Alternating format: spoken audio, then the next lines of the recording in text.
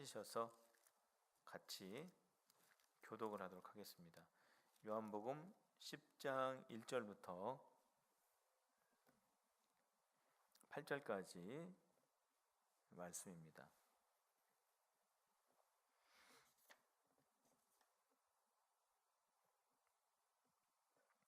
내가 진실로 진실로 너에게 이르노니 문을 통하여 양의 우리에 들어가지 아니하고 다른 데로 넘어가는 자는 절도며 강도요 문지기는 그를 위하여 문을 열고 양은 그의 음성을 듣나니 그가 자기 양의 이름을 각각 불러 인도하여 내느니라.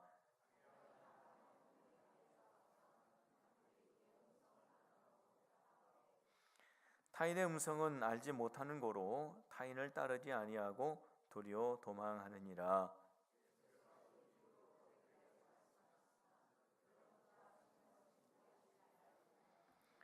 그러므로 예수께서 다시 이르시되 내가 진실로 진실로 너에게 말하노니 나는 양의 문이라. 나보다 먼저 온 자는 다 절도요 강도니 양들이 듣지 아니하였느니라. 아멘. 오늘은 순종에 대해서 우리 함께 말씀을 나누려고 합니다.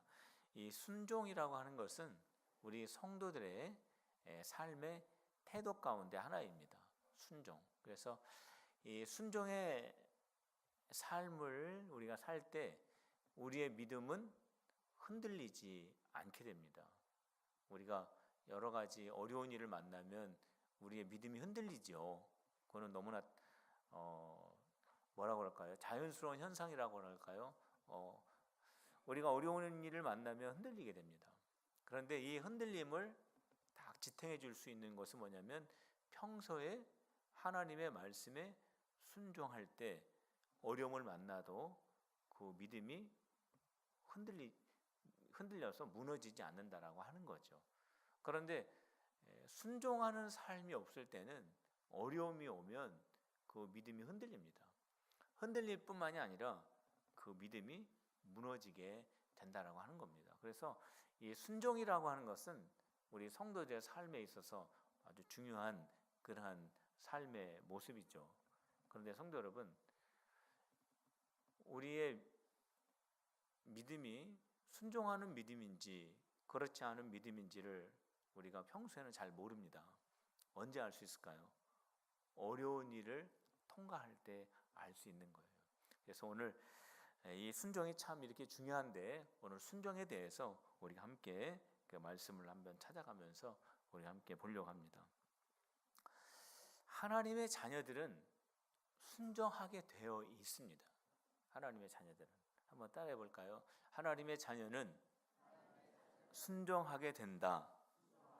네, 그렇습니다. 그러니까 순종해라, 순종해라 해서 순종하는 것이 아니라 자연스러운 결과로 순종을 하게 된다라고 하는 거죠. 우리가 예수님을 믿고 하나님의 자녀가 되면 순종하는 삶은 자연스럽게 따라오게 된다라고 하는 거예요.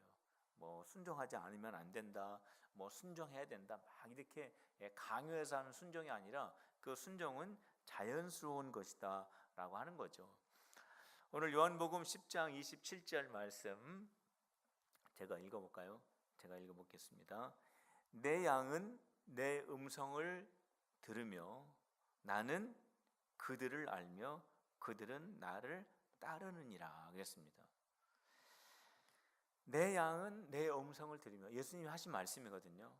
나의 양은 내 음성을 듣고 내 음성을 알아차리고 내 음성에 따라온다라고 예수님이 말씀하신 거예요. 그러니까 예수님과 우리 믿는 성도들의 관계를 목자와 양의 관계로 이렇게 비유를 들어서 설명하시는 말씀이거든요. 그래서 이 양들의 특징이 있습니다. 우리 양들을 보면은 이 외국 같은 데 보면은 넓은 초원에 양들이 수백 마리가 쫙 이렇게 펼쳐져 있죠. 그 이상의 양들이 있죠. 근데 그 많은 양들을 목동 한 사람이 그 양들을 다 끌어오고 또 우리에 넣고 또 우리에서 빼오고 그러지 않습니까? 그걸 어떻게 하겠어요? 그 넓은 그 언덕에 수백 마리가 넘는 그 양들을 이 목동 한 사람이 어떻게 하겠습니까? 근데 어떻게 하냐면 목소리로 한다는 거예요. 그러니까 양들은 신기하게 그 목자의 음성을 알아듣는다라고 하는 것입니다. 우리 영상을 한 가지 한번 보도록 하겠습니다. 그 볼륨을 조금 높여 주셔야 되겠어요.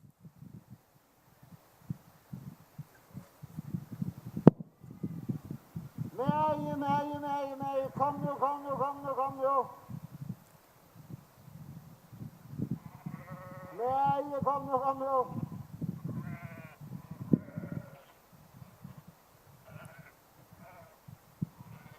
매일 매일 매일 검요 검요 검요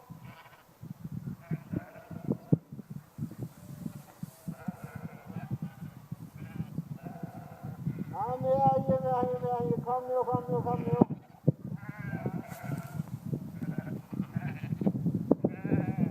검요 검요 검요 검요 매일 매일 매일 검요 검요 검요 검요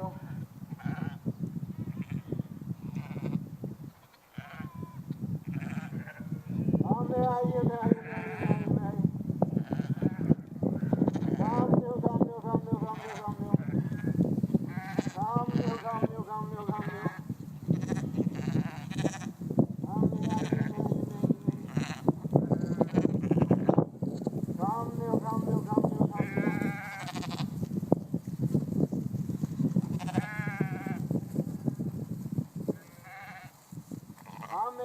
검요 검요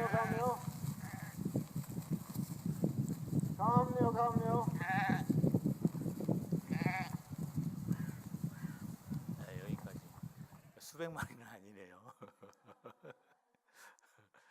수백 마리는 아니지만 그래도 바람 소리거든요.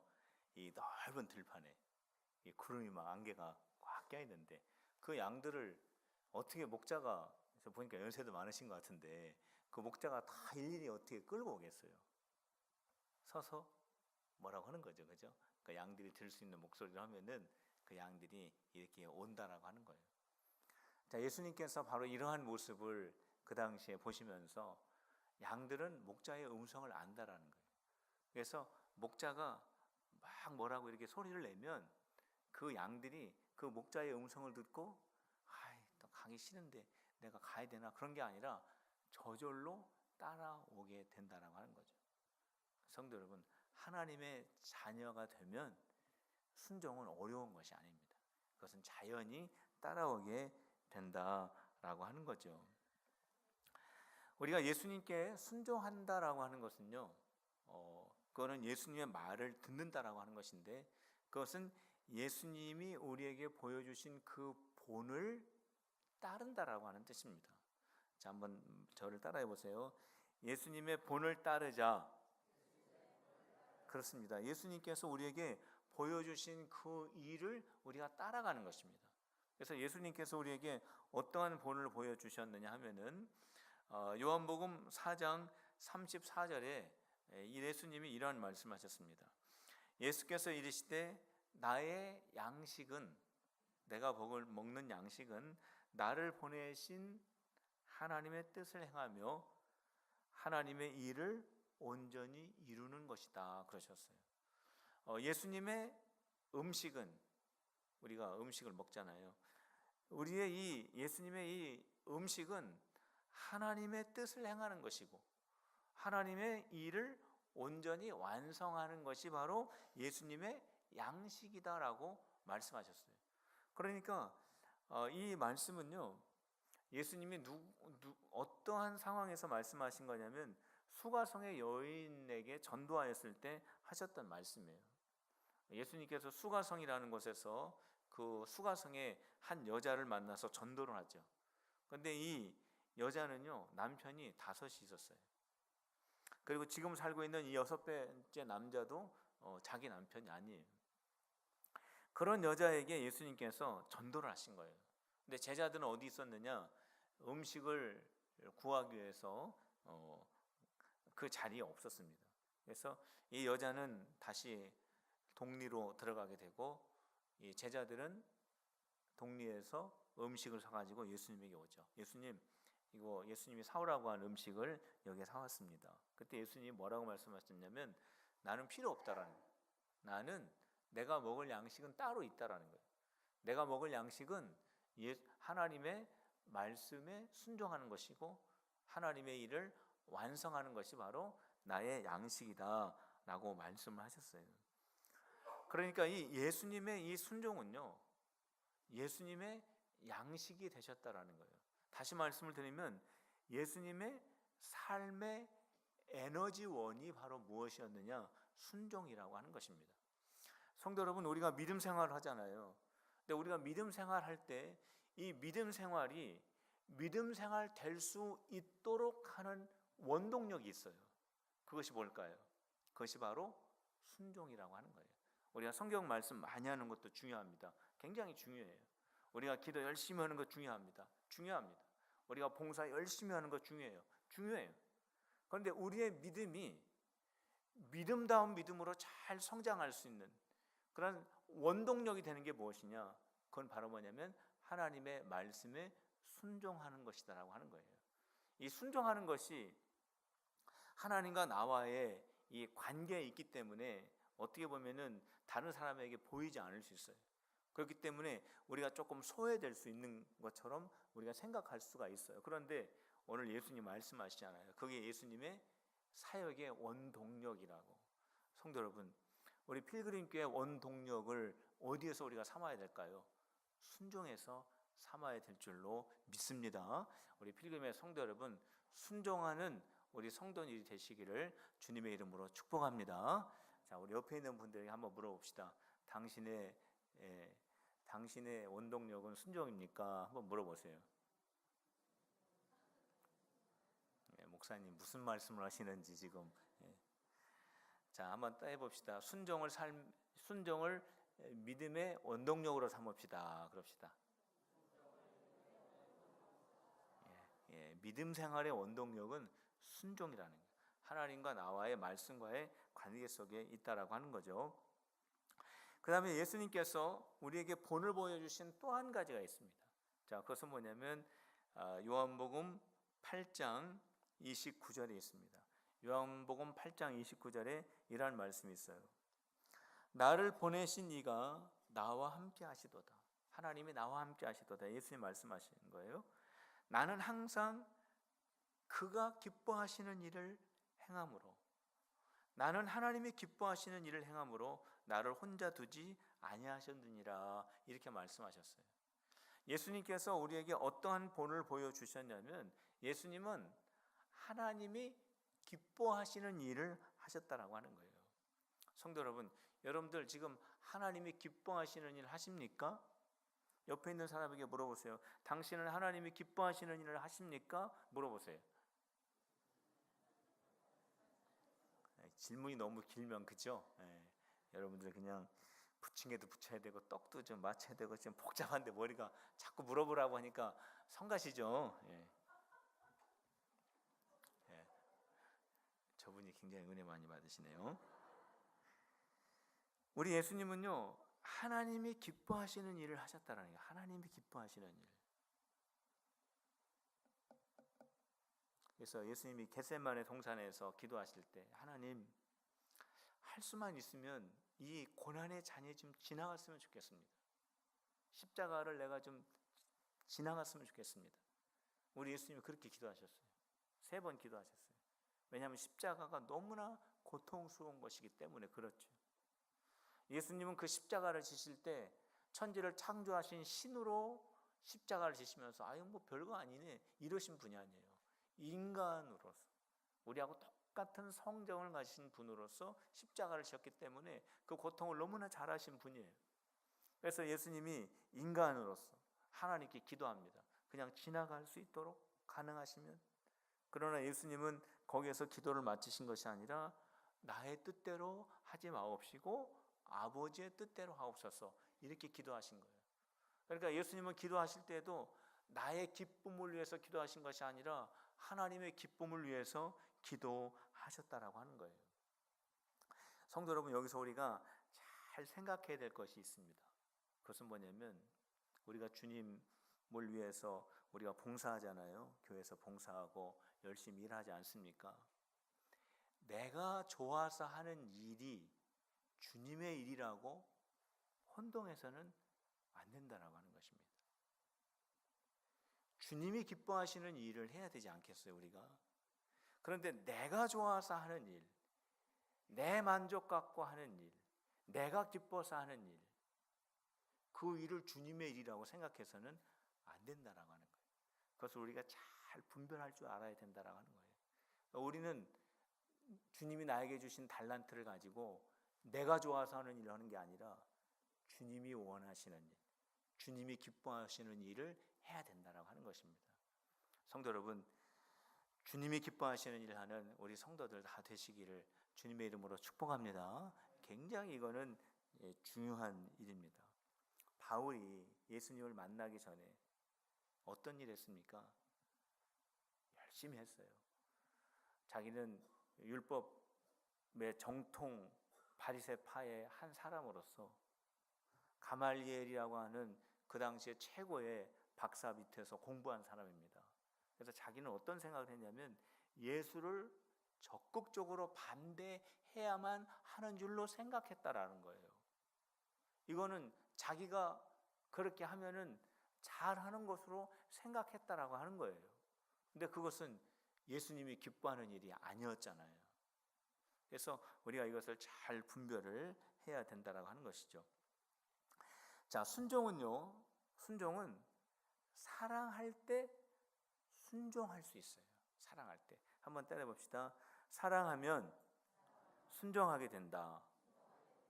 예수님을 사랑하게 되면 예수님의 말씀에 순종하게 됩니다. 요한복음 14장 15절에 이런 말씀이 있습니다. 예수님이 하신 말씀입니다. 너희가 나를 사랑하면 나의 계명을 지키리라 말씀하셨어요. 한번 따라해 보세요. 나를 사랑하면 계명을 지키리라. 사랑할 때 순종할 수 있다라고 하는 거예요. 이 순종이라고 하는 것은요, 우리 믿는 성도들의 이 순종은요, 누가 막 하라고 해서, 누가 막 강요해서 하지 않으면 안 될 것 같아서 하는 그런 순종이 아닙니다. 이거는 정말로 내가 예수님을 사랑하기 때문에 우러나서 자연스럽게 나의 믿음 생활에서 나타나는 것이 바로 순종이다라고 하는 거죠. 이 80세 되신 할머니가 있었어요. 근데 이 할머니가 평생 골초예요. 담배를 못 끊어. 그러니까 자녀들이 너무나 그 어머니를 볼 때 마음이 아픈 거예요. 요즘 광고, 그 담배 광고도 다 바뀌었잖아요. 더 막 센 거로 바뀌었잖아요. 그래서 우리 어머니를 볼 때 너무 자녀들이 마음이 아픈 거예요. 생신 때도 어머니 담배 끊으세요. 또 집에 갈 때도 어머니 담배 끊으세요. 근데 야, 내가 80까지 살면서 담배를 안 끊고 여기까지 살았는데 뭘 담배를 끊겠다고 내가 하겠냐. 안 끊어요. 근데 어느 날 가보니까 어머니가 담배를 싹 끊었어요. 너무 자녀들이 궁금한 거예요. 어머니 어떻게 담배를 끊었어요? 그랬더니 어머니가 뭐라고 말씀하시냐면 경로대학에 갔는데 보이프렌드가 생겼대요. 그래서 그 보이프렌드가, 남자친구가 생겨가지고 담배를 끊으랬대요. 자기가 좋아하는 남자친구가 담배 끊으라고 그래가지고 그날로 그냥 끊었대요. 사랑하면은 순종하게 된다라고 하는 말을 여러분들에게 드린 거예요.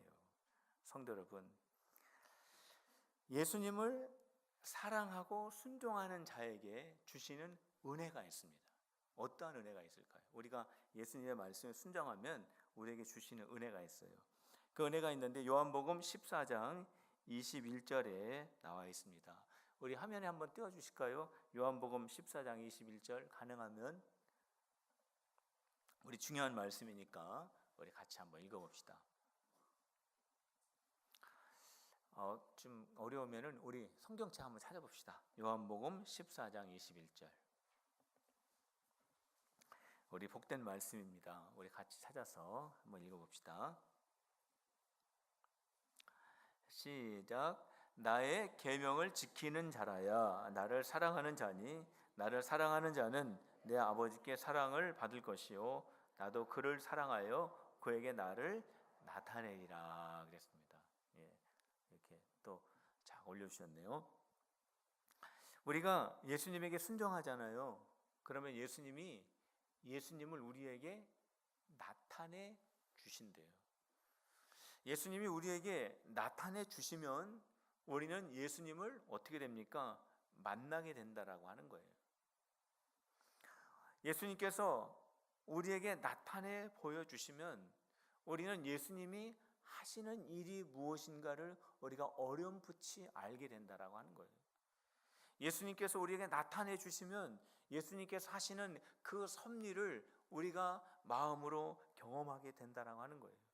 예수님이 우리를 얼마나 사랑하시는지, 예수님이 여러분들을 어떻게 인도하시는지, 예수님이 여러분들을 어떻게 지키시는지, 예수님이 여러분들을 어떻게 보호하시는지 이런 것들을 우리가 느끼게 된다라고 하는 것입니다. 성도 여러분, 순종함으로 말미암아 예수님과 늘 동행하는 우리 사랑하는 필그림의 성도들 모두 되시기를 주님의 이름으로 축복합니다. 예수님께서 이 순종의 중요성에 대해서 또 말씀하셨습니다. 마지막으로 말씀을 드리면은요, 이 순종이 얼마나 중요한가? 마태복음 7장 24절부터 27절 한번 띄워주실까요? 자, 우리 마태복음 7장 24절부터 27절 우리 같이 한번 읽어보도록 하겠습니다. 시작. 그러므로 누구든지 나의 이 말을 듣고 행하는 자는 그 집을 반석 위에 지은 지혜로운 사람 같으니 비가 내리고 창수가 나고 바람이 불어 그 집이 부딪히되 무너지지 아니하나니 이는 주초를 반석 위에 놓은 까닭이요 나의 말을 듣고 행하지 아니하는 자는 그 집을 모래 위에 지은 어리석은 사람 같으니 비가 내리고 창수가 나고 바람이 불어 그 집에 부딪힘에 무너져 그 무너짐이 심하니라 그랬습니다. 성도 여러분, 순종하는 사람은 많은 바람이 불고 창수, 많은 물이 부딪히고 홍수가 나도 그 집은 반석 위에 세운 집 같아서 무너지지 않는데요, 흔들리지 않는데요. 그런데 순종하지 않는 사람은 바람이 불고 홍수가 나고 어려운 일을 만나게 되면 흔들린대요. 마치 모래 위에 지은 집처럼 그냥 무너져 쓰러져 간다라고 말씀하신 거예요. 성도 여러분, 여러분들이 순종의 사람이 되셔서 어떠한 일을 만나든지 흔들림이 없는 우리 성도들이 되시기를 주님의 이름으로 축복합니다. 오늘 이 마지막 영상 하나만 우리 좀 볼까요? 안데스 산맥 아래 고층 건물들이 즐비한 칠레 수도 산티아고의 풍경입니다. 구조가 특이한 건물부터 고가도로까지 칠레에선 지난해 규모 1.5 이상의 지진이 1,500회 이상 발생했지만 이에 아랑곳 않고 다양한 건축물들을 짓고 있습니다. 하지만 칠레는 환태평양 지진대를 일컫는 브레이고리와 국토 전역이 맞닿은 나라입니다. 20세기 최대 규모 지진으로 기록된 1960년 발디비아의 규모 9.5 지진을 비롯해 500여 명이 사망한 2010년 대지진 등 끊임없이 강진에 시달렸습니다. Fue una experiencia muy fuerte, la verdad es que no me gustaría volver a repetirla, se movía todo y se sentía que se iba a acabar el mundo. 그러나 산티아고 시민들은 칠레의 내진 설계와 방제 시스템을 신뢰합니다. 칠레는 현재 모든 신축 건물이 규모 9.0의 지진에 버텨야 한다고 명시할 만큼 강력한 법률을 유지하고 있습니다. 1,600여 명이 사망한 1960년 대지진 이후엔 재해 대비를 총괄하는 국가비상사태관리국을 발족했습니다. Yo me siento segura en los edificios acá en Chile porque la normativa sobre construcción permite que los edificios se muevan sin necesidad de que estos se caigan con un movimiento telúrico fuerte. 규모 9.0 이상은 칠레에서 20세기 들어 단 한 번 발생한 강도입니다. 100년의 1회일지언정 피해를 최소화하려는 칠레의 의지가 엿보입니다. 칠레 산티아고에서 연합뉴스 김재원입니다. 이 칠레라고 하는 것이 이 불의 고리라고 하는 그 지진대에 전 국토가 다 붙어 있다라고 하지 않습니까? 그런데 그럼에도 불구하고 그 건물들이 유지될 수 있는 것은 뭐냐면 내진 설계가 아주 기본적으로 잘 갖추어졌다라고 하는 거죠. 이 내진 설계 때문에 많은 지진이 있어도 넘어지거나 무너지는 것을 면할 수 있다라고 하는 겁니다. 성도 여러분, 우리의 신앙이 흔들리지 않고 견고하게 설 수 있는 내진 설계와 같은 것이 뭐냐? 순종이라고 하는 거예요. 성도 여러분, 한 사람 한 사람이 하나님의 말씀에 온전히 순종하여 이 세상을 살아갈 때 좌로나 우로나 흔들리지 않고 온전한 믿음의 사람으로 살아가는 우리 성도들 다 되시기를 주님의 이름으로 축복합니다. 기도하겠습니다.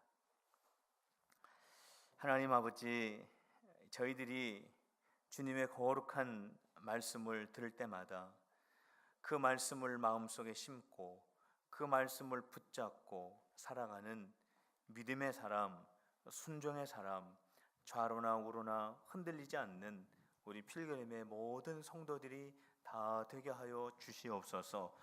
오늘 우리 눈에 보일 때에는 어려운 일들 때문에 우리가 마음이 상하고 우리가 마음이 흔들리고 우리가 눈물을 흘릴 수밖에 없는 그러한 현실이지만 히브리서 12장에 11장에 우리에게 말씀하여 주신 대로 믿음은 바라는 것들의 실상이라고 하신 그 말씀대로 우리가 실상을 바라보는 것이 아니라 바라는 것의 실상을 바라보며 믿음으로 선포하고 나아가는 우리 모든 성도들이 되어서 흔들리지 않게 하여 주시고 반석 위에 세워진 잘 지어진 집같이 하나님께 영광을 올려드리는 우리 모든 성도들 한 사람 한 사람이요 가정이요 생업이요 우리 성도들 필그림교회가 되어줄 수 있도록 인도하여 주시옵소서. 우리 주님께서 역사하여 주실 줄로 믿고 예수님의 이름으로 간절히 기도하옵나이다. 아멘.